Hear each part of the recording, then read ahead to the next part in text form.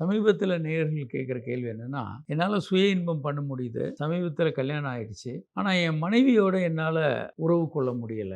இது வந்து ரொம்ப ரொம்ப காமன். இது அன்கன்சுமேட்டட் மேரேஜஸ் அப்படின்ற கேட்டகரி தான் இது. இது நெறைய 100 பேர் கல்யாணம் பண்ணா 4 பேருக்கு இது இருக்கும். இதை 100% சரி பண்ணலாம். இது அப்படிதான் இருக்கும். உங்களுக்கு நீங்க சுய இன்பம் பண்ணும்போது எளிமையா இருக்கும். மனைவியோட உறவு கொள்ளும்போது சாத்தியம் இல்லாம இருக்கும். இது ஒரு மெடிக்கல் ப்ராப்ளம். இதை சரி செய்ய வேண்டும். நெறைய நேரம் நெறைய பேருக்கு இது என்னன்னே தெரியறதில்ல. அவங்க ஒரு பயத்துல இருப்பாங்க. ஆண்கள் கொஞ்சம் கொஞ்சமா அப்புறம் மனைவி பார்க்கவே பயமாயிரும். மனைவிட்டருந்து கொஞ்சம் கொஞ்சமா தள்ளி இருக்க ஆரம்பிச்சுருவாங்க. அப்படி இல்லாம நீங்க இது ஒரு மருத்துவ பிரச்சனை. பாலியல் மருத்துவர அணுகி நீங்க இத பற்றி சொன்னீங்கன்னா, அத எளிமையாக சரி பண்ணி குடுத்துருவாங்க. கிட்டத்தட்ட ஒரு 75,000 தம்பதிகள் இந்த மாரி கேஸஸ் நாங்க சரி பண்ணி குடுத்துருக்கோம். இது முற்றிலும் சரி செய்யக்கூடிய பிரச்சனை. ஆனா பெரும்பாலும் இதை பற்றி ஒரு விழிப்புணர்வு இல்லாதனால, பெரும்பாலான தம்பதிகள் விவாகரத்து ஆயிடுறது. செக்ஸ் பண்ண முயற்சி பண்றாங்க, பண்ண முடியல.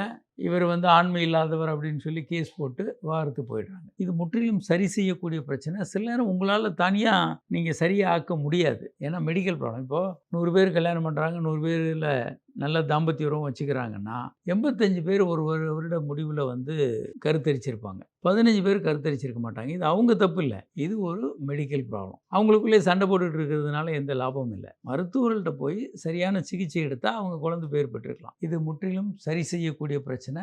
உங்க பாலியல் மருத்துவர பாருங்க. துல்லியமா சரி பண்ண முடியும்.